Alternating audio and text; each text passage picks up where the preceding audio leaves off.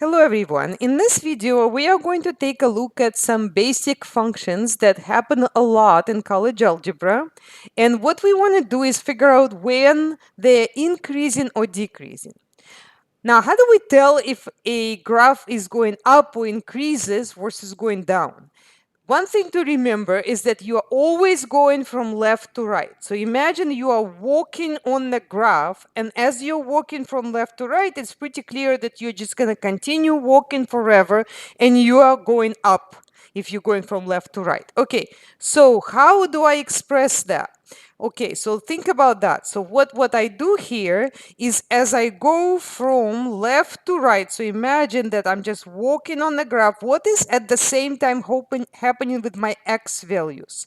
So the x values just keep increasing forever, right? So as I'm going from negative infinity to positive infinity. I do not stop. So that means that it's just going to be negative infinity to infinity. And because it doesn't decrease at all, so this would be d and e, so it does not exist.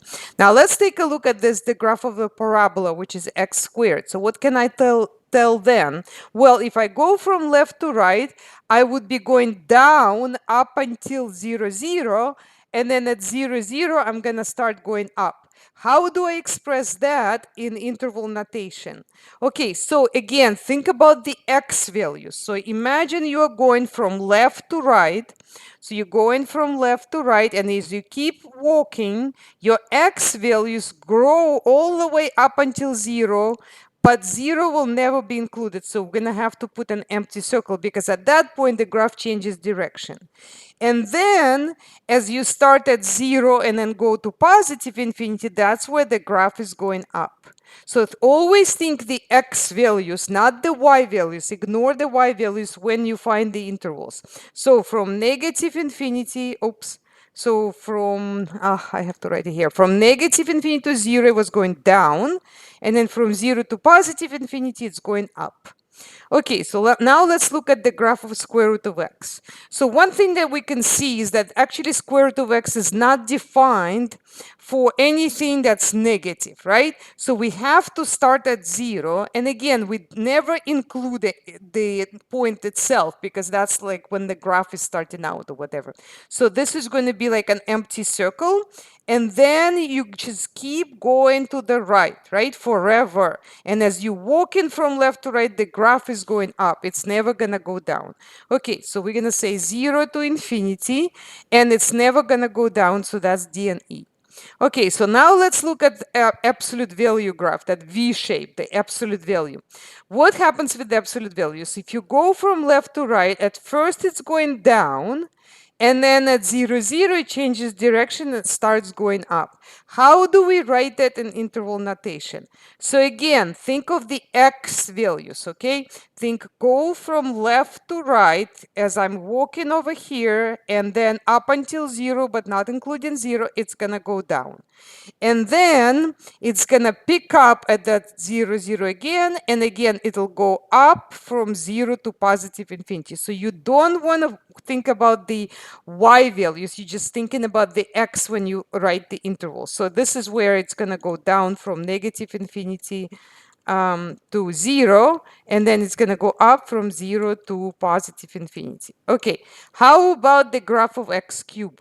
So you can see here, so as you walking on the graph, right, as you keep walking on the graph, you are going up, right?